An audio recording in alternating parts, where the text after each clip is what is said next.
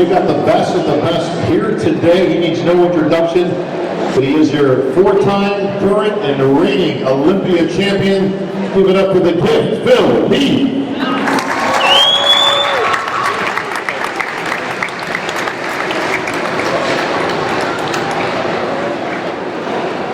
The gift is in the house. How you doing, Phil? Still representing the gifted nutrition line.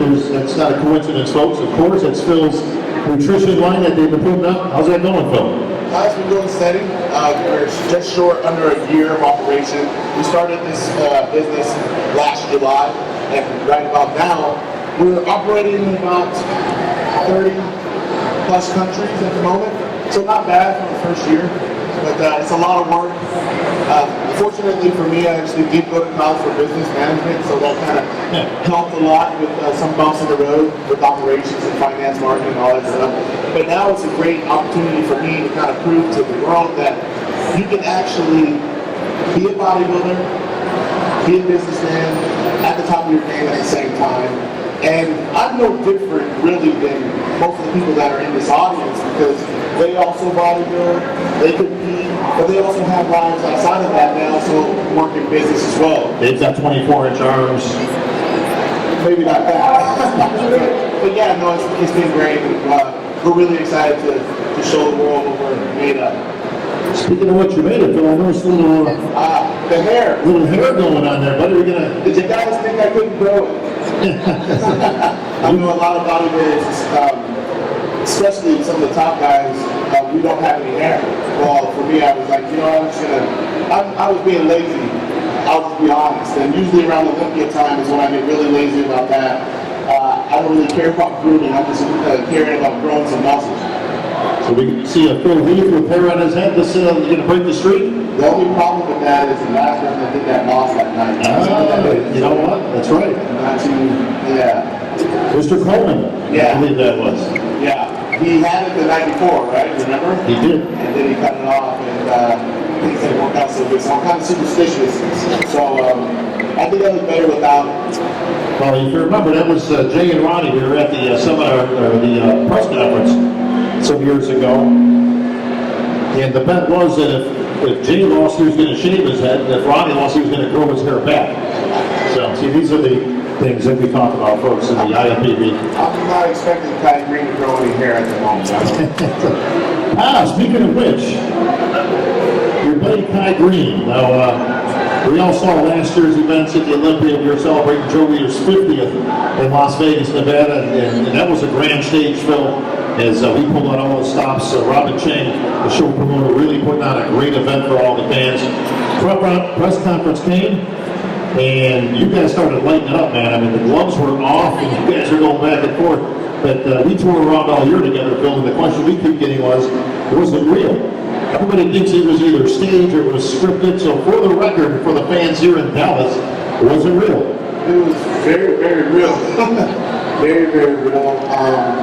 It was a good and bad experience for me, I think. It was not what I had expected, but at the same time, I kind of expected something because of the way I won in 2013. So, I think that my trainer and I, he's actually standing over there. He and I both had a really good game plan going into 2013, and we realized that with that one call-out victory that we had, how would we go against someone that just did that? And you figure, well, everybody's going to tell you you didn't train hard enough, you gotta want it, and we usually hear that from a lot of his fans.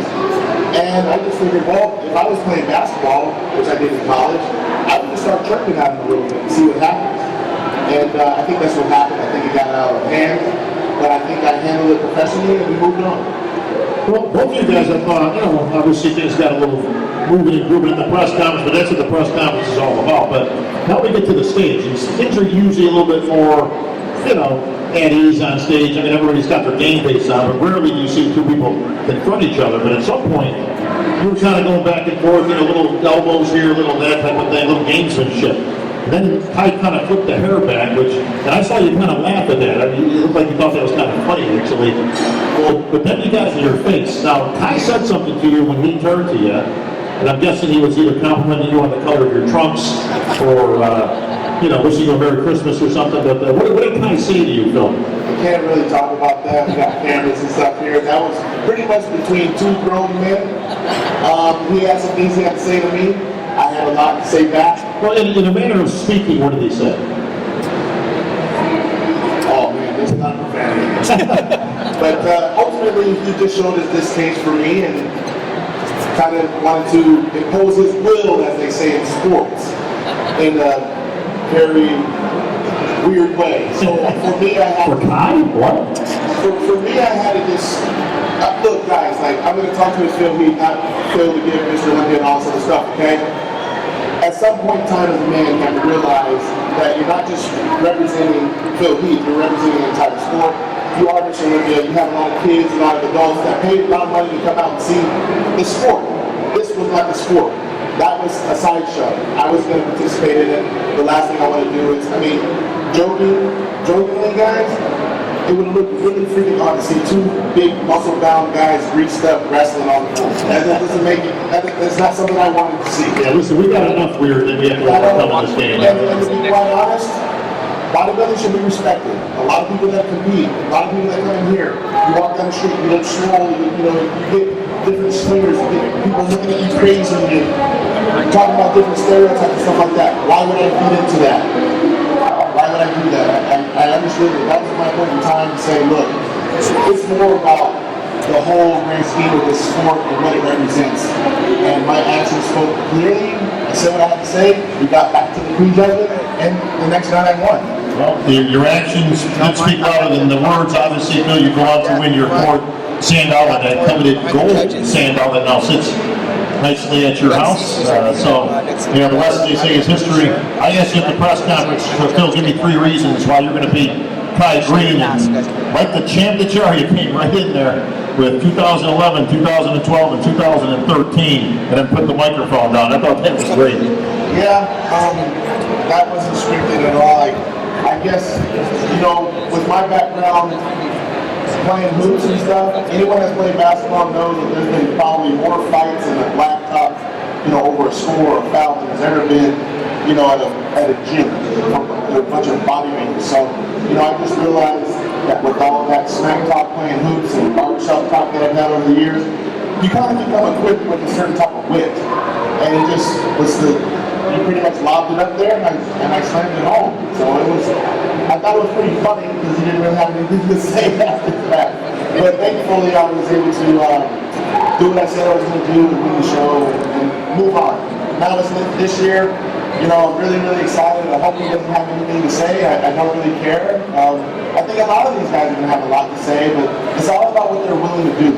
And they have to be able to do it when no one else is watching, patting them on the back, showing them likes on Facebook and Instagram. They have to be willing to do what I've done the last 4 years, and that's be able to do that work when no one else is around, when people don't like you, when people don't understand you.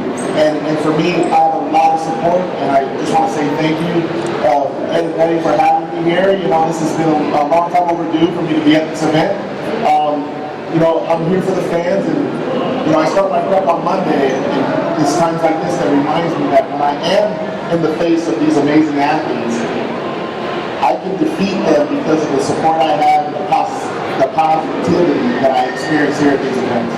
Well, Phil, it's certainly not a two-man show, even though Kai is certainly your most fierce rival. You've got some other good talent up there. You got, Dexter still signed that deal with Devil, so somehow he's able to have that physique in his mid-40s now. But you got the Wolf, clearly has gotten improvement and found his own. You got some of the new guys now. You got Big Ronnie, you got Roden.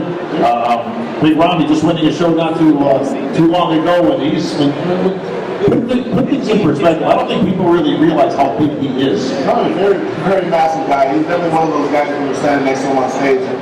You understand why his nickname is big. I'm going against the best in the world. It's not a two-man show, just like what Bob said. I never consider myself competing against one person. There's usually about 20 individuals up there that make the show. I'm just one of those guys that do I have enough bullets in the hole, in the magazine to take them all out? And that's what I'm going to do. Because when you win the Mr. Olympia, you come out last, so you get to see everybody. So you understand what you're going up against, right? All the fans get to get all hyped up and this and that. And then it's my job to knock them down as they come up. And it's a very hard task, obviously. I don't really talk about, oh, this is hard work and this and that. I figure anyone in this position, you kind of know, this is not easy because they're all so great. But, I take it with great pride and appreciation for their effort, and I plan on whooping up all of, in September. I mean, I have to be confident, but like I said, I mean, I have to stress it enough. You have to be willing to do the work when no one else is watching. I don't have a training partner 95% of the year. I'm willing to go to those places throughout the world and train and travel. We're on tour a lot, and I'm in the gym all the time, and I'm just willing to do the work and really not bragging about it, just do it and do it with a smile on my face, because this sport is fun. It's great. I basically compete for a number of things, but I want to leave you guys with this. You want to train hard, you want to train smart, and overall you want to have fun, okay? No one's going to gun up to your head to do this, okay? Let's hope not, right? You also want another three things. You want to be able to look good. Everybody wants to look a little good, right? You want to feel great. See, the reason why I go to the gym, I want to feel something. I want to feel like I accomplished a goal, wherever it is. You could be having some type of adversity in life, and this and that. The gym is a necessary tool for that. And the last thing is to have the hope to do it the next day. And that comes with maybe going on YouTube, maybe meeting some of these athletes here this weekend, maybe even competing. Gives you the hope that you can do it by looking at other people who have done it. And that's something I wanted to share with you guys, so I know we're kind of running low on time. But overall, this is a great event. This is really cool to see everybody. I'm just excited because, I'm living this dream. And, I remember that my first Olympia, I was able to watch Ronnie Coleman win. And I never thought that I could actually be on that stage after winning Mr. USA. Now winning 4 times at the age of 35. I mean, I won it at 34. And then I realized the other day that Ronnie Coleman won his first Mr. Olympia at the age of 33. And it just was like, whoa, and I got some time on my hands. But it's all about what I do at that time, how I take care of myself, and enjoy the experience. You guys, when you go out and you learn motivation from all these other athletes, understand the journey that it takes to get to that level and appreciate it for what it is. Treat every day as a leg day. Treat every day as a leg day. A leg day is very, very tough. It's very, very hard. You probably dream about it the day before, the last time you got your butt kicked by your friends. I've had pretty much more people drop out of a weight session with me on leg day than arm day or chest day, stuff like that, right? But treat every day like that, because you're going to find out the character of who you really are. And then transfer that into other areas of your life. Try to become more positive, and then when called upon, be willing to get back and to provide a better perspective so that they can be gifted just like you. Everybody in here is special. Everybody in here has something great to share in the world. And bodybuilding is my talent and my gift to you guys, not just to myself, but to share my perspective and my excitement really is that I go on that stage in front of 10,000 plus people, and Bob's up there, announcing it. I love every meal, every ounce of effort that I put into these shows because I'm actually there. Experience the journey, go out there, train hard, train smart, have fun, ask us some questions when you get to meet pros like myself. Hit us up on social media if you can. Hopefully the next one is coming. I want to get mine. Mike's like that in the mic. I want to do an interview with them. Phil, you filming mentioned anything right obviously being now? on that Olympia Can we do it with stage, Mike? especially. Take the fans through the emotional roller coaster. He's got the hat on. We've been up there a number of times now. I want to interview him right now. Can I do that right now? It's down to the final 2 in Olympia tradition, Phil. We bring the 2 top guys to the middle, and of course, there's a short pausing in the action as I kind of get things going. What's going through your mind when that happens? I can't stand Bob Cicherillo during that moment. I know Bob Cicherillo probably 364 days out of the year. That one night at the Olympia, I don't like him. Because if anyone's watched the Olympia, it's like he knows that we're wanting to get out of here. We just want to get pretty much over it. So I just want you to feel the moment, Phil. Yeah. So now I have to eat my words and enjoy the experience, right? Well, your nerves are like this. And you're thinking of every time that you were presented an opportunity to fail and you decided not to. So basically a distraction. All the distractions in your life, not just for the prep, but in your life. I start thinking of all those moments where I had lies in a row and I chose a different path, and now it brought me to this moment. And now I have to prove that my effort was good enough for that the judges found me as victorious.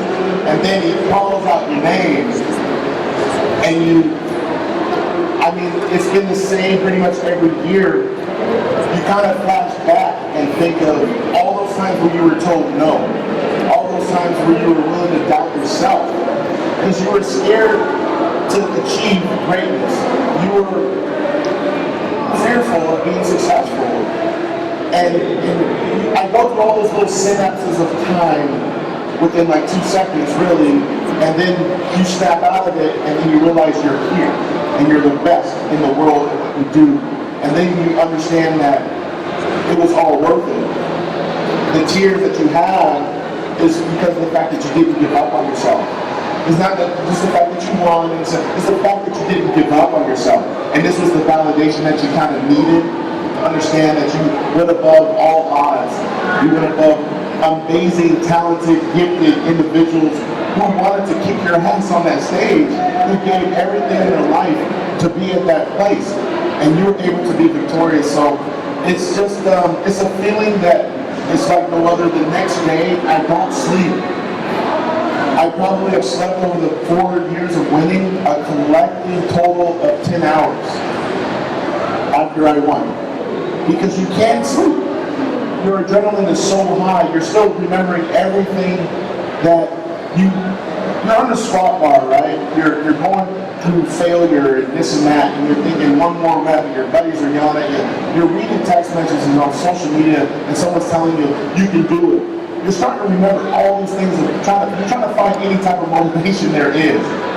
See, I actually read all that stuff you guys post, and I care about it because it fuels me to get through those hard days, so then after the show's over, you're just trying to remember and reminisce over that 16-week period or 12-week period of time, and you just become so appreciative. And then you start thinking of the next day that, hell, I got to do this again? Because that's the question that everybody asks. You know, what are you doing? What's next for you? And you're thinking, damn, we just won the Olympia. Let me enjoy this for a second. No, you actually have to think about next year. And I challenge myself to think about it every year. I try to embrace the challenge, defeat the fear to become fearless, and just have fun. Well, Phil, I told you this before, buddy, but in order to get sleep after the Olympia, you got to take the metal off, and you got to let go of the sand out when you lay down. It's not a pillow, bro. Yeah, I traveled with the sand down last year for a little bit. No one knew except TSA. They didn't like that so much. Yeah, that's right. And for those that weren't at the Olympia or don't follow that closely, again, we were celebrating Joe Weider's 50th this past year, so they had a special gold sandow commission just for this. It's the only gold sandow in existence, so it's pretty cool. But Phil, I'd be remiss if I didn't ask, out of the 4 Phil Heaths that have won sandows, which one do you think is the best? If I line all 4 of you up, all of you are winners. Which year P2? 2013, all right. 2013 was a year, 2011 was great because I thought I had a really good package. I weighed around 240 pounds. I thought I was well put together, and I was trying to beat not just Jay, but everybody else based on shape, but all out conditioning. Because I felt like I could be the most hard guy, ripped guy, separated guy in the show. So I was able to do that. The next year I tried to come in a little bit more dense. I kind of realized that Jay wasn't there, but I wanted to be a big guy on that stage. And I knew that guys like Kai, Wolf, these other guys were bigger. So I trained with a lot more focus on creating more density. And I just provided a different look. And I won. It was a little different. I got a little different feedback than the previous year. And then I figured, well, what do we do? Why not just merge the two, 2011, 2012, and see what happens? So we're able to come out with 2013. I thought that was my best look because the fullness, but also a little bit of muscle maturity started to kick in. I just thought it was really balanced. And it was a one-shot kill at the prejudging pretty much. And then 2014 came, and that didn't go so great. And that's one of those things where you're able to acknowledge the fact that a lot of variables go into a prep. And during that week, I was battling a lot of different stuff, and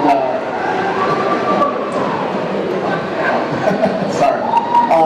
You're going through a lot of different things within a prep where we all get injured, we all get nicks and bruises, this and that and the other. I was dealing with a lot of different issues physically, and it just happened to stem from 8 weeks out all the way until 2 weeks out, and I'm thinking to myself, damn, like, how am I going to fix this?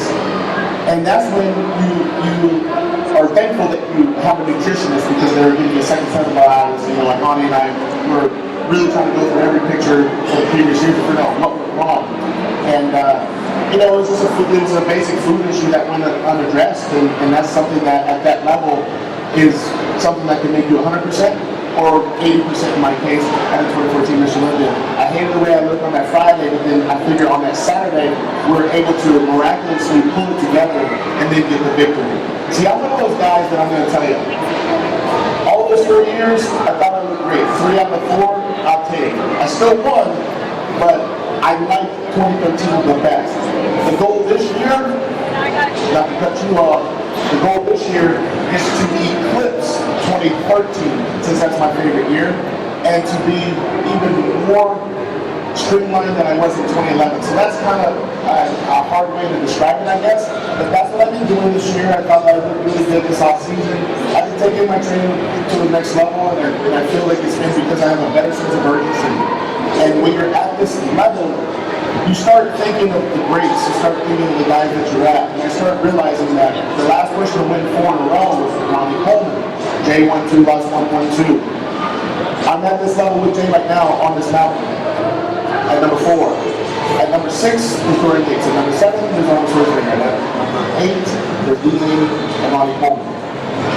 In order to get even to number 5, I have to understand what the other guys have done with their heart and dedication that got them to number 6 and 7 and 8 and all that. I can't be concerned with guys that haven't even won.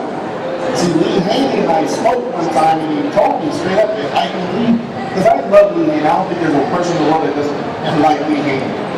I asked Lee, Mr. Haney, how was it that you were able to win all these stand-downs at such an early age, and just, you were able to do it so it looked like it's effortless.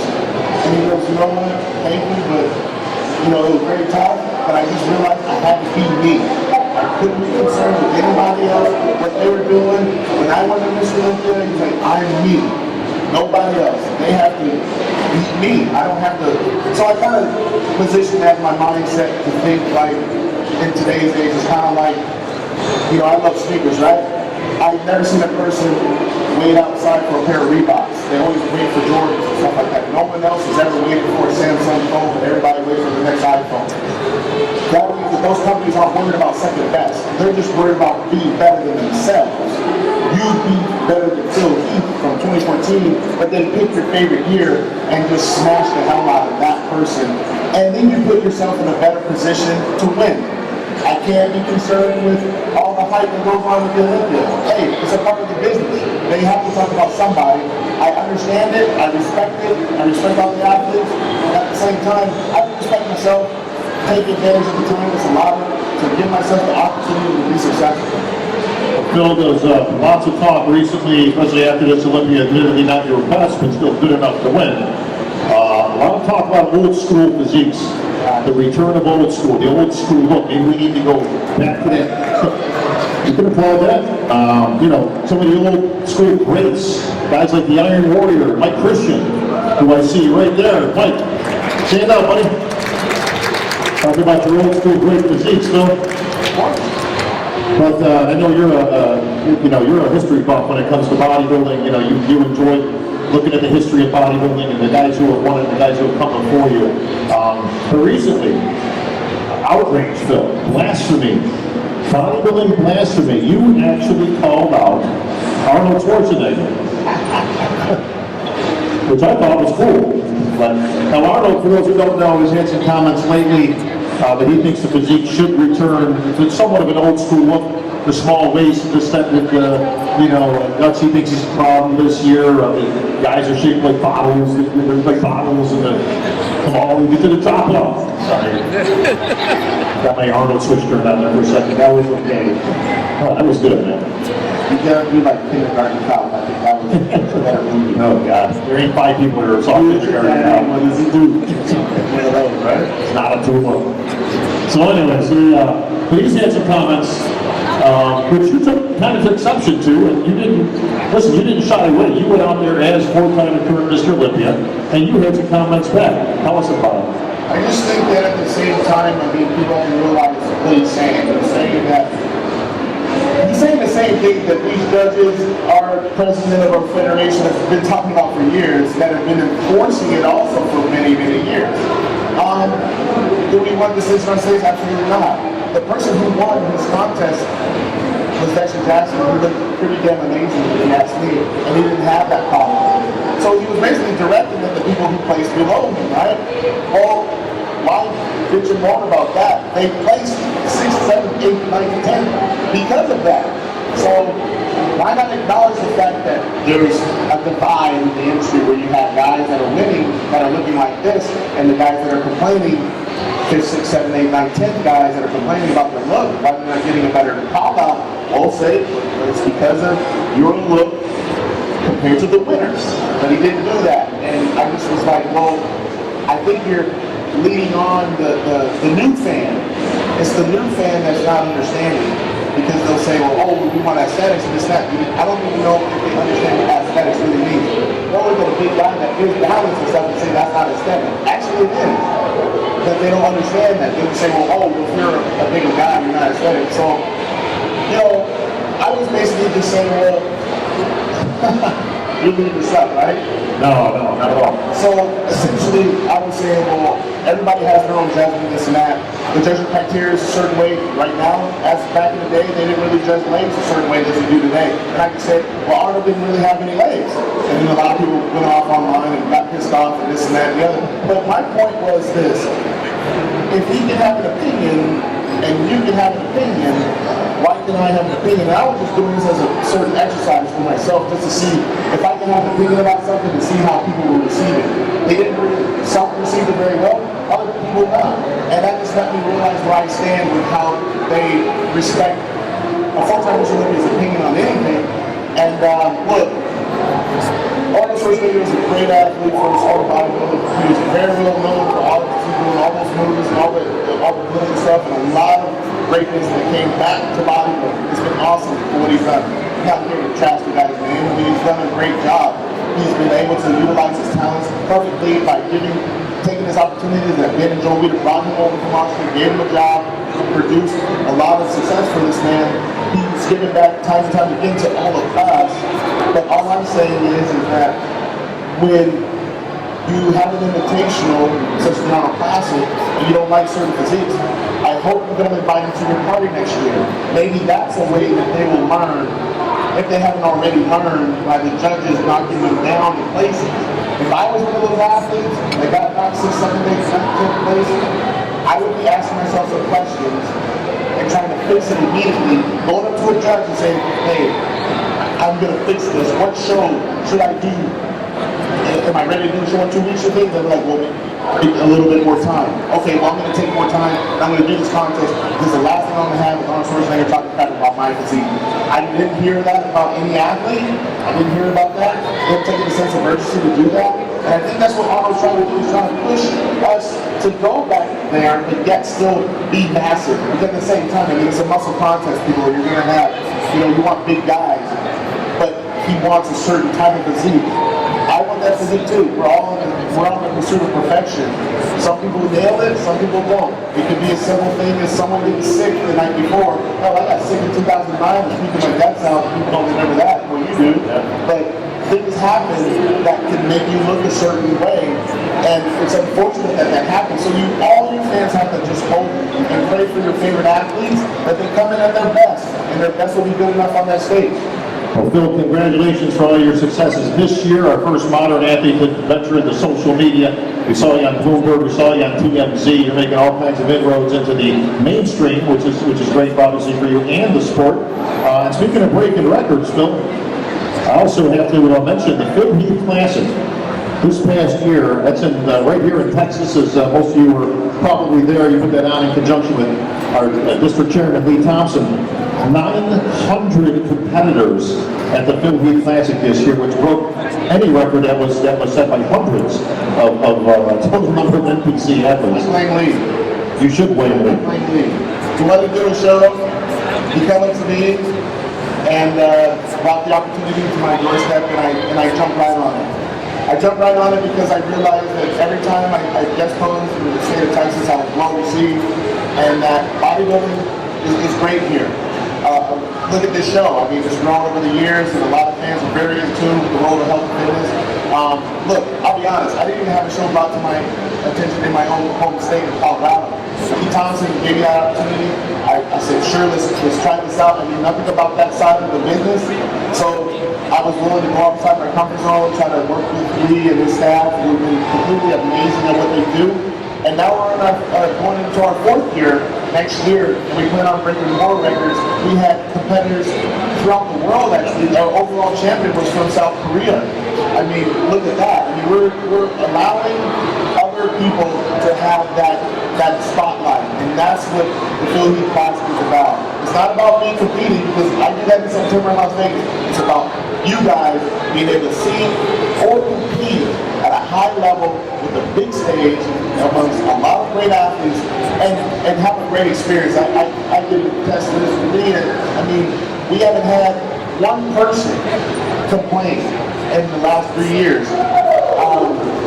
about placing or anything like that. We had a person not too long ago, they placed 16 out of 15 people. That's a joke. They that bad. I know Yeah, he does stuff to me. I know they're pretty. Just be Mr. Olympia.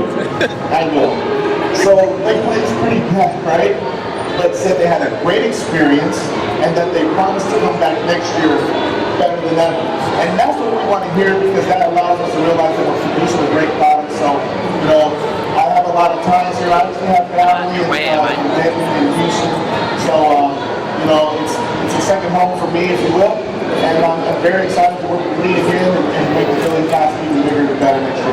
All right, well, the Phil Heath Classic being put on for the 5th year this year. I assume that will 4th year. 4th year this year. I'm ahead of myself already. See, like I've already got you with the 5th Sandow, so I mean, I'm already ahead of the game. So the 4th Phil Heath Classic, you can catch that, folks. All that information, of course, at ThompsonMuscleContest.com on information on that and every other show that's put on here in Texas. Folks, that's going to wrap things up here. I know Phil's got some stuff to do. We've got some pros to get to. Anybody else think that Phil Heath will be your 5-time Mr. Olympia champion?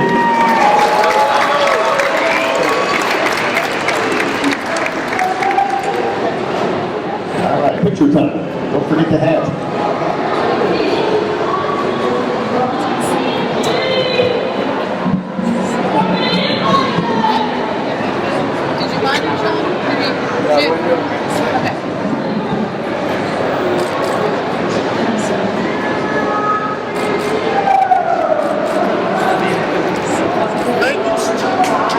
Thank you so much, guys. I really appreciate it.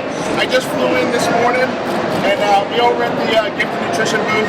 But I wanted to make sure that you guys heard from me first. This is my last appearance before I get ready for number 5. This is going to be the hardest prep of my life. I say that every year, but this one especially is going to be the very, very most difficult one in my entire career, because no one has done 5 since running. And I have a great amount of respect for that man.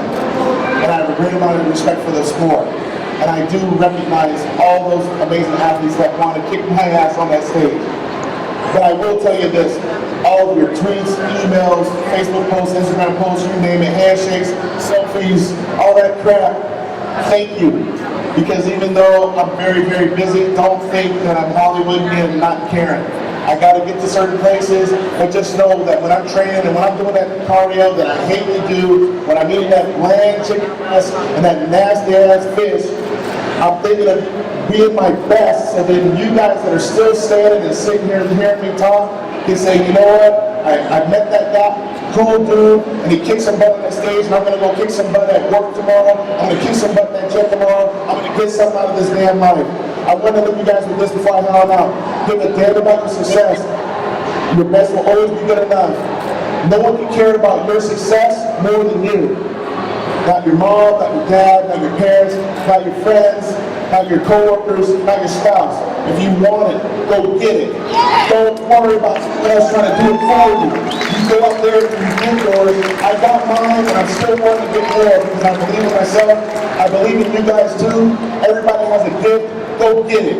Go do it. Don't even doubt what anybody else has to say about it, and share that experience with the world and get a chance. You're going to enhance someone's life that you'll never get to meet.